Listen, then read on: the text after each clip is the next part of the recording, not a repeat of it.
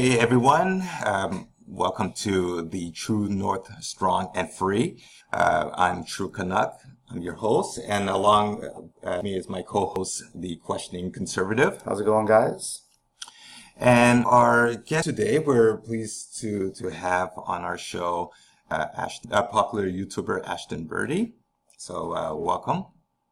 Hi, thank you for having me. Yes, it's our pleasure. You want to? Sure, yeah. So our very first interview we've done, we shot our first podcast last week, and it'll be up today. So it's all fresh and new for us. Thanks for joining us. So we just wanted to start off by talking. You in some of your videos online, you say that you're fairly progressive, and that essentially you're full of liberals, conservative in that family. How has that affected the relationships in your family? Has it? Are they fairly accepting? Dad is actually apolitical, so I don't think he really cares. So I still have, not a good relationship with him, but, a relationship to the point where, I'm not completely exiled from his life. That's just mostly due to the fact that his girlfriend does, and she's a Hillary supporter, but she doesn't like me for various reasons. She's a special character. My mother is a Hillary supporter. She went to Brown, so obviously she had her indoctrination done there. Talk once a month, but it's only if she wants to call me for questions about some things. I think she's slowly red pilling herself ever since we become a sanctuary state. So it's really interesting. So she really exiled me for months on end. Didn't let me see my sister for her 17th birthday. Wow. The moment we became a sanctuary state, my mom has just been calling me once a month about certain issues. She's like, why would someone let this happen? What is going on here? What do you mean they want to either having a march against the second wave? I think she's slowly red pilling herself because, America's gone so far left. The Democrats, the classic liberals are kind of over here what's going on, All right. On my dad's side of the family, they've just really stopped talking to me altogether. I've been cut off from Facebook. They've blocked me on everything. They don't talk to me. They're proud socialists. The majority of them. The majority of my cousins, a few aunts, uncles. It's gotten to the point where I can't go to a family event without cousins walking out of the room. Wow. This is just the meme, actually. My dad went to his sister's birthday, and her goddaughter, who's also my cousin, and she's my godmother too, actually. The moment my dad mentioned my name, she walked out of the party without saying happy birthday. Oh my God. She I guess she's familiar with your videos and knows your stance on things. It's funny is because they had issues with me before I even made videos. And it was just a picture. So, I only have to take classes at Berkeley just to see if I actually wanted to go, because I was, going through a whole process of understanding what education was. And obviously I didn't want to continue there. I'll get into that later. But during my short time there, I decided that here was actually people, Republicans who had the same views I did. And so I took a picture with the Berkeley College Republican sign. I put it on my Instagram. And after that, my family stopped talking to me. My agent in Hollywood stopped talking to me. It was really bad. Wow. So, what do you think that is? It's crazy to me. I don't think we have that quite like you do over in Canada. There are definite political sides, but there's not this sort of taboo of talking about opinions that don't necessarily fit the normal pushed agenda. Well, it's interesting because I don't even consider myself a normative. Yeah. I'm more so conservative libertarian. I just really hate the government. And personally, everybody should hate the government. Yeah. I think if you honestly trust the government, then you're an idiot. Yeah. Yeah. Yeah. That, and the only thing that comes to conservative for me is that I'm all for borders. I think the idea of open borders is the dumbest idea ever. Right.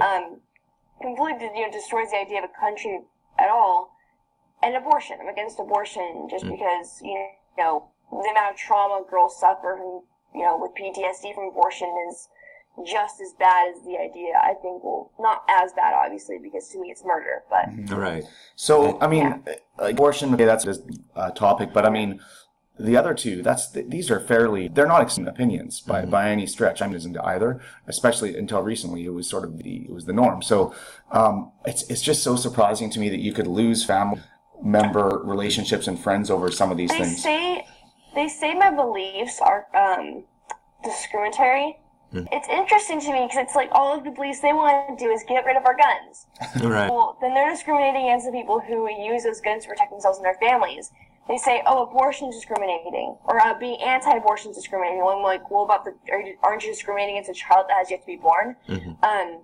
They say, oh, borders are discrimination, and it's like, no, because it's an ideology that puts Americans and American citizens first. Right. And, you know, since it's American laws, they should apply for the American people. They shouldn't benefit someone who's not American. Right. So this, sorry, go ahead. Yeah. I was just going to ask, as a young woman living, what attracted you to conservatism / libertarian philosophy? Started me off because he was a classic liberal, but he was also a World War II vet. All right. So if he saw what his grandchildren were doing now today, advocating for things like socialism, the same things that he fought against in World War II, I think it's like spitting on him in the face. I think it's spitting on his service. All right.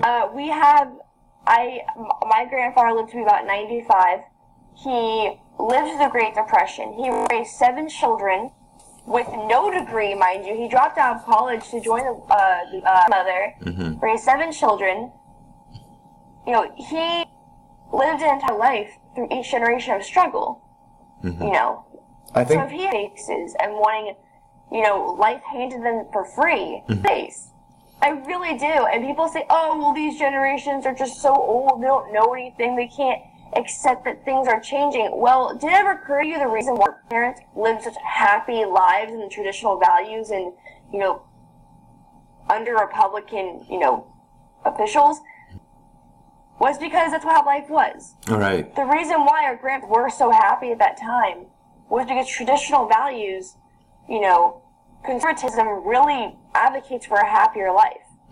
And now you have millennials saying, well, why don't people just settle down anymore? Why can't I have a relationship like my grandparents? Why is it so hard to invest in a home? Why is it schools no longer teach life skills anymore? All right. Yeah. Because the more liberal you go, liberalism takes out, you know, the ideas of traditionalism within the marriage. Liberalism takes out a lot of the economic value that could go into later in life with taxes and safety.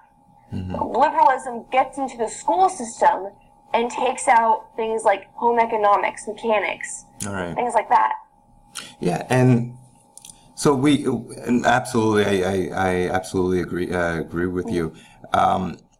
Earlier, well, we have with certain members of your family, with you being a conservative. Now, how difficult is in a liberal institution such as Berkeley?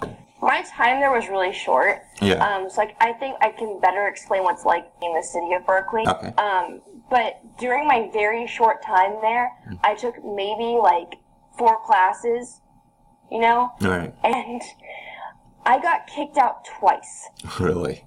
So that should give you an idea of what it's like at Berkeley. So the people who go there all 4 years, I feel for them. But at the same time, I don't. Because living in Berkeley and experiencing the actual people, like, on a daily basis for 20 years is a completely different story. Because when you're at Berkeley, what you get is a professor and a few students who are heckling you.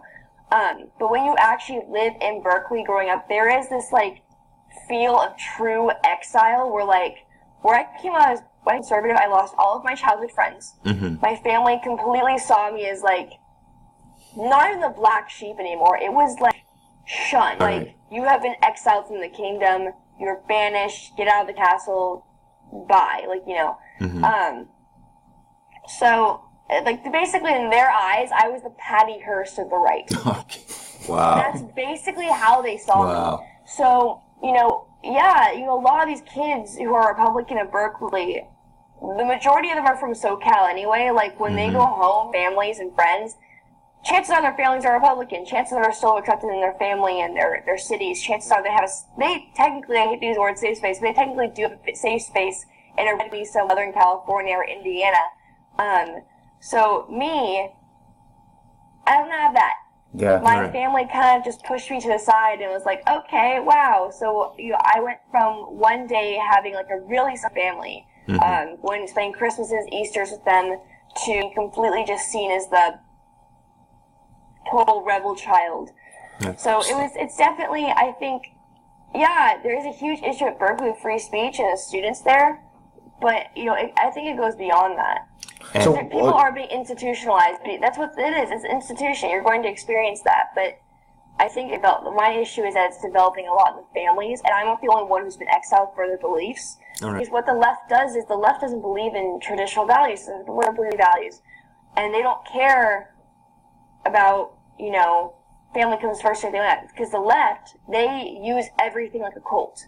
All right. Whether the media, whether it's a school system, whether it's a job or your family, they believe in cult-like tactics over family. Mm-hmm. So your family on the left is going to most likely act like a cult. Mm-hmm. And that's far left like mine. Like most people who have Democratic parents don't deal with this. Yeah. But at the same time, I don't like saying that because when I came out with my liberal family hates me video, which is now privated for just doxing reasons, people actually started harassing members of my family who weren't mean to me. So Wow. that got bad. But... So- just like 2 people now, honestly. But not having the support of your family then, and lose that, you find your support in lacking in that. I mean, do you obviously have a lot of followers that share your beliefs. I'm sure some of them have become friends. Other sort of conservative person. But I mean, do you have a strong group of friends at least that share your beliefs? I lost almost every single friend I had. But do you know who Andre Soriano is? No. The designer for the MAGA dress. The MAGA Okay, dress yeah, that came yeah. out at the Grammys. Yeah. Sure. He had this amazing. What he told me was actually really inspirational. Because when he came out as a Trump supporter, he lost everyone in Hollywood, everyone in the fashion world. Just everyone completely exiled him, right? But he has gained so many friendships from coming out to the point where it's more friendships than he had before. And I feel like the same way, too. Maybe not more, but like I definitely feel more closer friendships. Yeah, that's what I was going to say. It really makes you think like, wow, all of these people just dumped me for having an opinion. And so that means not only my friends. So you really shouldn't want to be friends with those people anyway.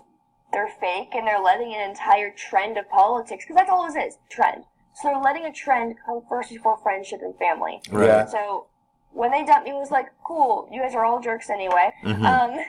I have gained so many wonderful friendships from this, that were people I could just go to and talk about really anything. A lot of my friendships now, I think, come from within the InfoWars. Laura Loomer has been a great friend to me. Brittany Pettibone has been a great friend to me. Cassandra Fairbanks has been a great friend to me. And Andre Soriano is an amazing friend to me.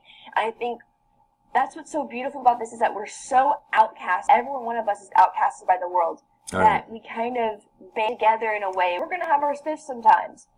I know I can name a few spiffs I've seen where one conservative isn't like the other, and sometimes it's just like year-long feuds, forever feuds. But at the same time, we are so focused on fighting for the same thing. We've all been through some sort of turmoil. We're going to get past it at some point and say, you know what, I agree with you on this and this and this. Let's try and make something happen. Let's get people to get to voting in the polls. Let's get people to speak out against this or speak this. And go ahead. Oh, sorry. Do other young people ever come up to you and take a position as you? And what? And if so, what advice do you give them? You know, it's actually funny to say that because, like, the moment I made my liberal family hates me video, I got floods and floods of emails, messages over YouTube, comments on Twitter of people going through the exact same thing. So I always, so it's true. A lot of people who have Democratic families don't have to go through the same thing, but I'm really surprised about the number of people who go through the same thing I did. And I think advice to them is to honestly speak out. I think they should call it out as it is. Because if you are not, obviously, no matter what you believe in, family should always come first. Right. Even if you are the worst person, family should come first. You should always work together. So if somebody gets a backlash for saying that, oh, well, what if you're fascist? What if you're literally Hitler? Yes, everyone deserves a family. Everyone deserves some sort of family. The reality is that if you don't have any sort of family values or traditional values or some sort of support or moral support, people end up like Hitler. The whole reason Hitler is who he is because he had no moral support. So if anything, if you are someone who's against those type of fascists, you give some support, and maybe that will help them see them through. I mean, and that's, I think, you know, like, my is that there's nothing more powerful than a group of people who stand by you and make you feel important and loved. Right, absolutely. Yeah. And now I want to get back to the universities. I know you didn't stay long. Yeah, 2 classes there just to test it out. Right. Yeah. But and I did not like it. No. Why do you think such a strong leftist push? I can speak from my university as well. I actually have a really interesting theory about this as well. The entire education system is rigged in order for people to comply to the government. So Letty grows up, and his mother happens to be a huge feminist, right? And this is optional, but I like saying this part 'cause it's hilarious. And she decides to raise a kid on her own, no father figure, mom gets a surrogate, whatever. And she has little Bobby, okay? Bobby grows up without a dad, so he doesn't do the basic manly things. Change a tire, go fishing, go hunting, pick up on chicks. I don't know. I'm not a dude. I never had a parent tell me that kind of stuff. But he goes to high school. There is no more mechanic or shop classes, so they can't teach him how to do basic life skills. I think not even just boys and girls know how to do. I mean, the fact that there's so many millennials nowadays who can't cook or change a tire is terrifying. So he doesn't learn anything there. So he goes to basic classes, math, science, English, goes to his counselor and says, you know, I have no idea what I want to do in life at all. Because I'm going through the same class as everyone else. He's being taught like a robot to think like everybody else. And she says, oh, just choose a degree and go to a 4-year school. Because that's the thing. So many kids go to college, no idea what they want to do, getting worthless degrees. So Bobby, or Billy, whatever name I chose, he goes to the 4-year school, that the best one he gets into, with just a random degree he has no real interest in. Let's go with philosophy. All right. He gets a philosophy degree. No intention of being a lawyer, no getting a master's in anything. Gets a 4-year degree in philosophy, spends about $100 in debt. Now Bobby has a useless degree, $100,000 in debt, no skills whatsoever. What is he going to do? Well, the only job he can get with a philosophy degree is a job at Walmart or McDonald's. Right. So chances are, to survive, he can't pay $100,000 off of the salary at Walmart or McDonald's. So in order to survive, he is relying on the government for money. Okay. So, I need to get back to something that you said. No mechanics or shop? Are they? Is that actually a thing? They're taking that out of. They're stripping mechanics and shop from a lot of the schools now. Why? What's the reasoning behind this? That makes no sense to me. Funding, I guess. But I don't think that's the real reason. If anything, you know, because Trump actually put more funding into our schools recently. Yeah. I don't think that's the reason. That seems. Tell me, I want to know right now is it's like what I've noticed too is that, you know, because I'm told art. I was in drama. I was in choir. I was actually the president of my glee club for a year in high school. What I noticed is a lot of the school's money is going towards useless things. A school gets new textbooks every 3 years. Right. And nothing will be different except maybe how they type it out, the cover. And this is all based on a lot of state regulations, which I think are dumb. A lot of that money should be going to things like shop, mechanics. Art programs, I think, need more funding because I think art programs play a huge job in how kids learn and behave. Yeah, I agree. You know, so a lot of the money in our school systems, we're getting more, but it's being wasted. It's being absolutely wasted. Like, not every kid is smart. Every kid needs iPads in their classroom. Yeah. They need to be taught skill ideas. So know what's how to use an iPad. Yeah. I mean, here's the thing. If you put iPads in the classroom, chances are the kid has a laptop or an iPad back home. Even the poorest families now have iPads. All right. So why are we putting them in the classroom? Yeah. Yeah. The money's going into the wrong places. Right. So what's is there even a solution to this sort of trend? And I mean, I say trend loosely because it's been moving this way for years and years of extremism in schools and in education. Do you think that is there a way to reverse and at least bring sort of values or a balance? A balance. Yeah, that's really. Well, I can tell you what not to do.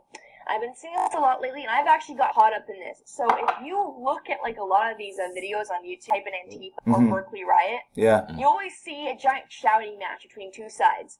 You got the Antifa go over here going, fascist, fascist, fascist. You got the right over here going, commie, commie, commie. Don't do that. Don't do it, because Hitler got in power. People went so far left that the entire country of Germany got sick of it, and that's how they elected Hitler. All right. They went so far right to defeat the far left, and all I do is elect Hitler. All right. So what you guys need to do is, this is why I always say, oh gosh, I hate this. This is what you guys need to do. This is what the entire world needs to do. I think we need to fight the far left by using basic common sense. If you follow any politician, any party, and that includes Trump and the Republican Party, because, you know, I love Trump out of all the politics. He's not a real Republican, he's just Trump. The Republican Party is also just as bad as the Democratic Party. You should never blindly follow a politician or a party, because you're basically following a cult. You should think to yourself, what is the best way to apprehend rights for the people, to make this country for the people? All right. What is going to benefit your the most? And that's why I always say, like, don't compare America to Denmark. Don't compare America to Sweden. Swedish lifestyle works for Sweden. Denmark or Danish lifestyle works for the Danish. Right? We are America. Keep America Canadian. Keep Italy Italian. France French. All right. You know? Is it your sense that a lot of people that have, I mean, really on both sides, but especially kind of the far left, do you think that a lot is really just, is admittedly quite far left in general? Absolutely. It's a whole culture. Yeah, I often wonder whether people even really have thought through many of the opinions that they spout. Because what happens is, with things like BuzzFeed, for example, which is cat pictures, which I appreciate very much, but at the same time, you know, what they do is they take like little clips of something and they use popish music, right, to get people's attention.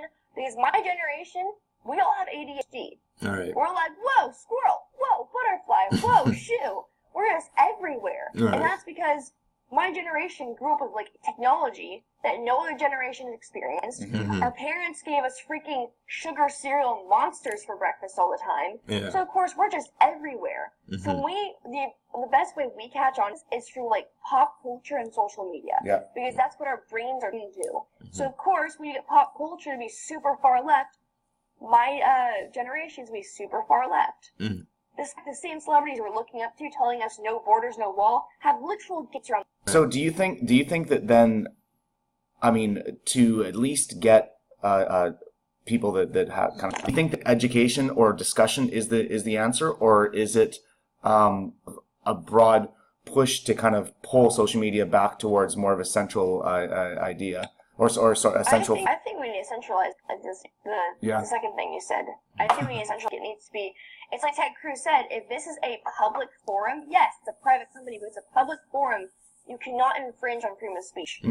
Like, look, I don't agree with the guy who's over in the corner praising Richard Spencer, but I'm going to allow him to have freedom of speech. Because here's the thing, it's his freedom of speech. Some guys can come to me and start saying, you can't have your freedom of speech. That's what we're seeing today. Because if I say, hey, Richard Spencer, you're a fascist Nazi, you can't say that.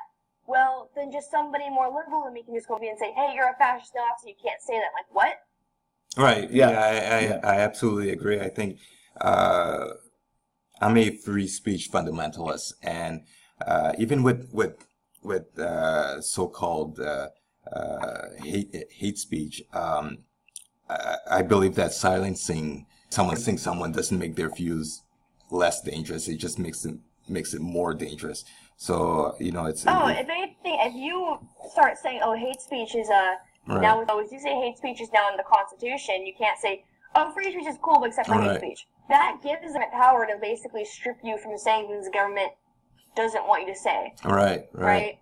So, because then any politician can say, okay, I want my voters to not hear this idea or fact, so that people can see vote for me. They can go out and hate speech now. I mean, look what's happening in the UK, like right now. In the UK, people are being banned for speaking out against, you know, Islam, killing gay people. All right. And who, exactly. And they're using these refugees who happen to Islam for votes. Just like Jerry Brown's using illegal immigrants for votes. Right, absolutely, absolutely, and it's like who defines what is hate speech? Who, like, I don't know. It's for me. It's just censorship. You know, it's censoring ideas and no, it's. Yeah, it's completely. Yeah. It's such a subjective thing. It's Right, just right. a tool that's being used. Absolutely. You mentioned Trump there. I wanted to just really quickly ask you your thoughts on Trump. I know you're pro-Trump, but this is what I often wonder about people who are pro-Trump, because I don't strongly feel one way or the other. I'm not, so it doesn't affect me. But I do wonder. I mean, some of the things like some of the things that come out of Trump's mouth. I mean, there's some stupid things he says. So does that mean that you also agree with him as a person, or is it more the policies that he? Policies definitely, Yeah. but here's my thing: is that I actually think that Trump being out crazy is actually why I'm elected. All right. And I felt we needed somebody who was blunt to say what he needed to Yeah. say. But again, follow any party. Yeah.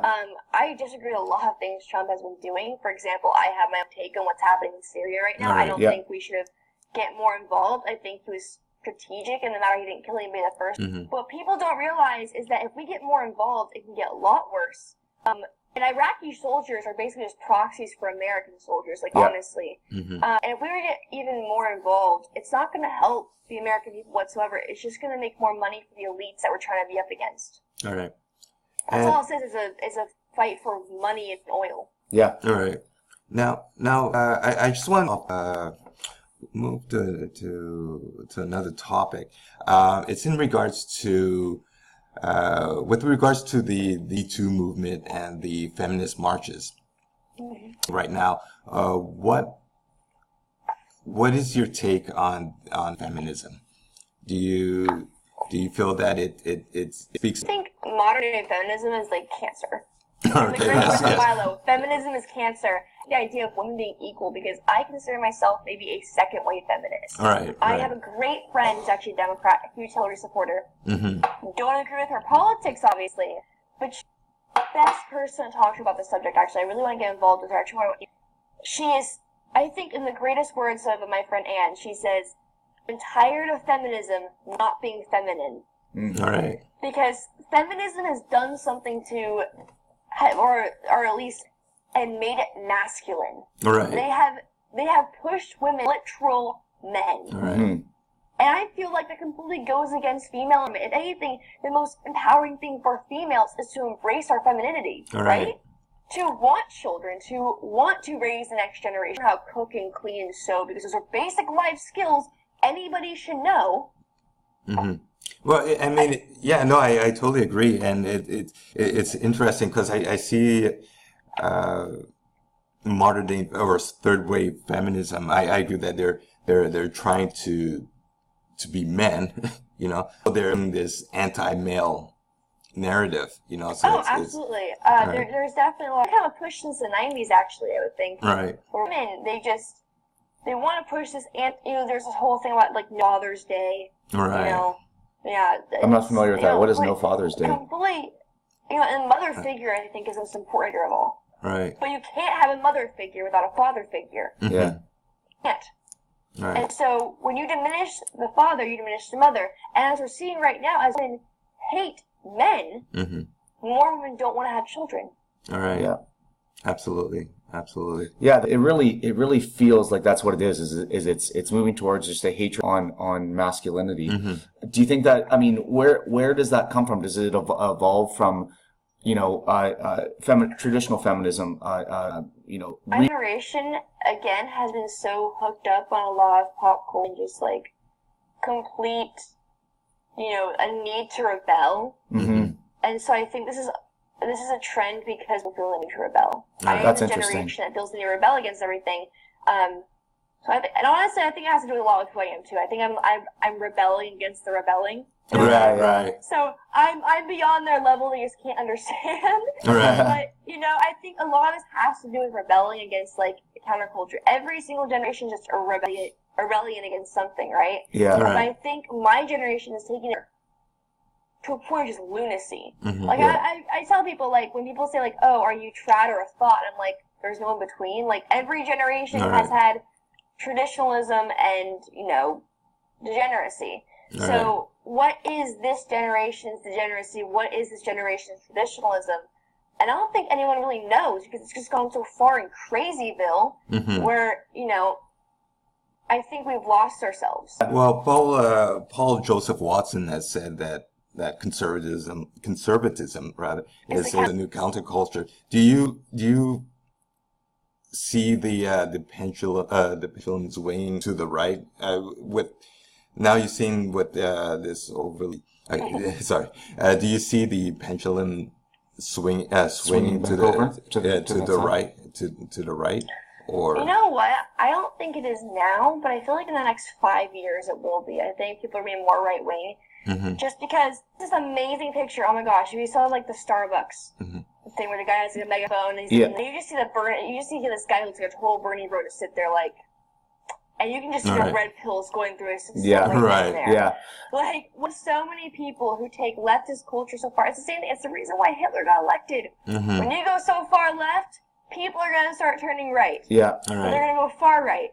So my thing is, I try telling people, like, hey, cool, come over here, but don't dare. Like, you know, like, because that's just going to cause a lot. Because when you go far right, you get people on the left. Yeah, you know? And it seems like the left. I mean, this term has been used numerous times, but it really didn't. I mean, this example was Starbucks, right? Where these where they're attacking this girl for apparently being racist. And I mean, from this girl is an SJW, strongly progressive, but now she's being attacked as being a racist, and it's just like there's no limit to who they're going to go after, and that's gonna ultimately cause people to swing. I mean, what's the girl? Lindsay Shepard. Lindsay Shepard. I'm familiar with it, but there was a girl in a school here in Canada, a university here in Canada, and she was aggressive leftist. She said that she was very liberal, but she showed a video in class of a more conservative speaker. I believe it was Jordan Peterson. Jordan Peterson. Yeah. And she basically. Well, she was attacked. Yes. She was attacked for daring to show two sides of an argument. I think it was on the transgender debate. Right. So she was accused of speech and I mean, different ideas. Right. Exactly. Exactly. But I mean, you see this over and over and over again. These people that are liberal thinking and more progressive get attacked by the party or the groups that they're supposed to be a part of. Then they're like, holy shit. I think people are getting sick of this just absolute insanity, really. Yeah. Because it's no longer leftism; it's just stupidity. It might literally be, like you said, people are just looking for something to fight, and it's becoming so ridiculous that it's not even about ideology anymore. That that's just a tool or a platform to release their anger on, you know? Right. Well, now this point is, there's nothing wrong with rebelling. It's just when you're rebelling so much, it's starting to affect. Like now we're getting involved with like our actual government. Yeah. You know. Yeah. People can go to jail for not using the proper pronouns. Yeah. Right. Yeah, that's an issue here for sure. Yeah. In Ontario, I believe that they've actually passed a bill that if you don't use the proper pronouns, the preferred pronouns of a person, you can be fined or have your children taken away. Has that? No, sorry. Oh, okay. Yeah, I think it's something like if a child they believe that they're not the biological sex that they're born as, and you as a parent don't allow them to pursue that. A huge issue with that is that a child shouldn't even go through hormone treatments until they're like 20. Well, that's just it. Yeah. Should be, because I made a video on this where a woman was like labeling her godson at 3 years old gay. You are automatically sexualizing your children by doing that. That's right. Because a child should not know if they're gay or straight or bisexual. They are about 12 and 14. Right. When puberty naturally kicks in. And it's like when I was 5 years, like, I wasn't paying attention to like what boys or girls I had crushes on boys at a young age because it's what I saw on TV. So Yeah. I thought that was a thing. Yeah. Then when I was like 12, 13, 14 in the girls' locker room, I was like, oh, I like both. You know? So it's like, because it happens when you're going through puberty, when everything's changing in your body. That's what happens. Yeah, that's just the thing. I mean, what do we really know? What do humans know at that age? All right. Everything's so confusing. You're learning things for the first time. The sky's blue and the grass is green, and that's dog over there. Yeah. To allow a child at that age to make decisions that'll impact them for the rest of their lives, especially decisions on sexuality, is insane. But anyway, and just remember, you're advocating to vote. Yeah. I know. I mean, it's we live in a topsy-turvy world. Yeah.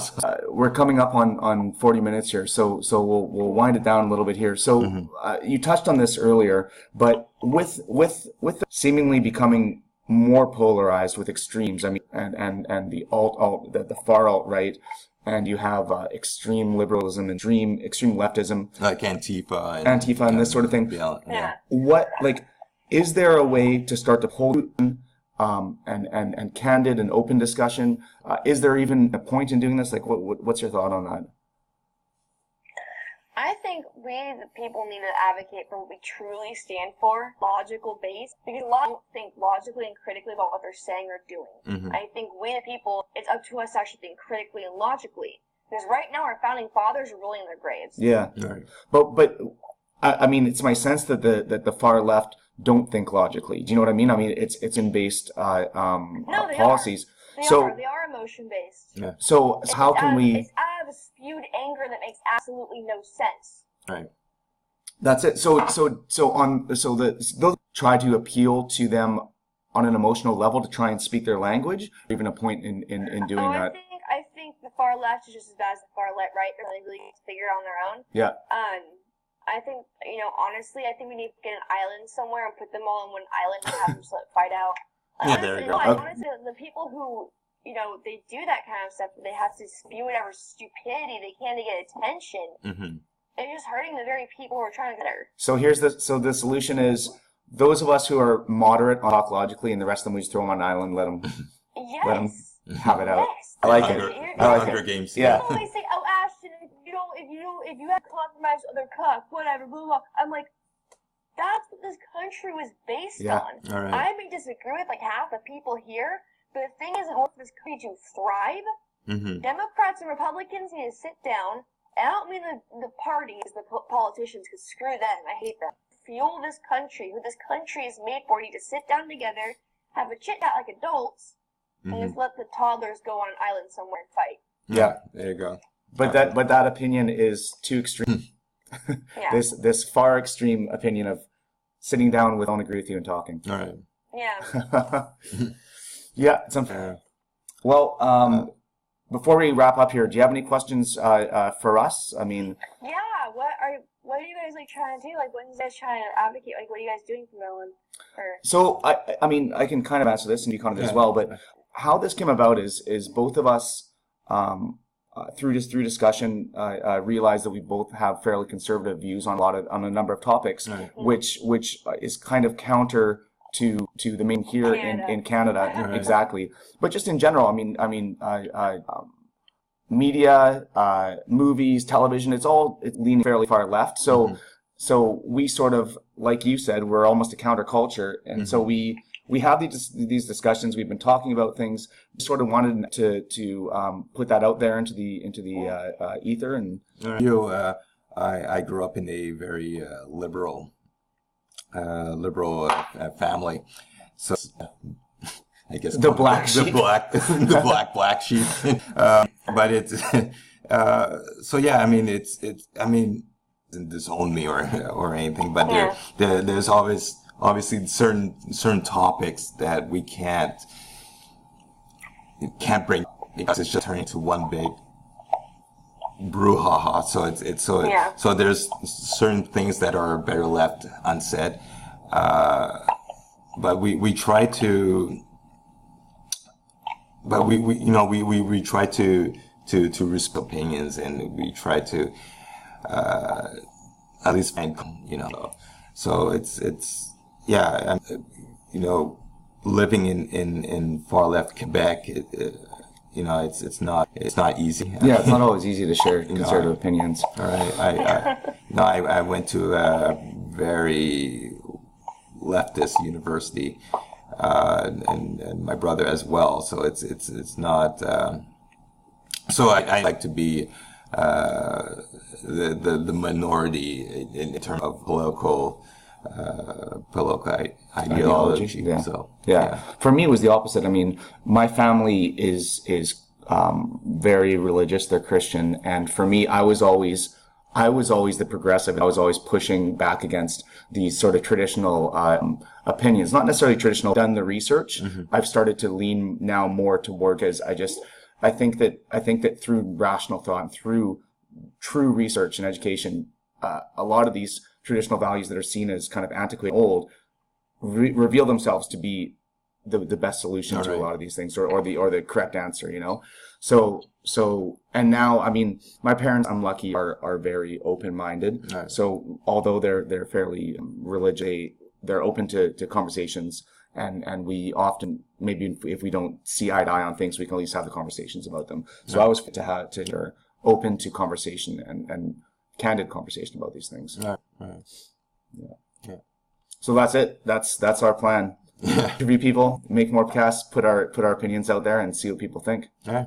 Oh, perfect. We're gonna try and thanks. We're gonna people with our opinion as well. Get liberals on here. Maybe get strongly third wave feminists. And chat. In general, in Canada, there's more openness to discussion about these things. Absolutely. So I hope we can provide that. All right. Yeah. Absolutely. So thanks again for joining us. Went early over there for you, so appreciate it. Yes, and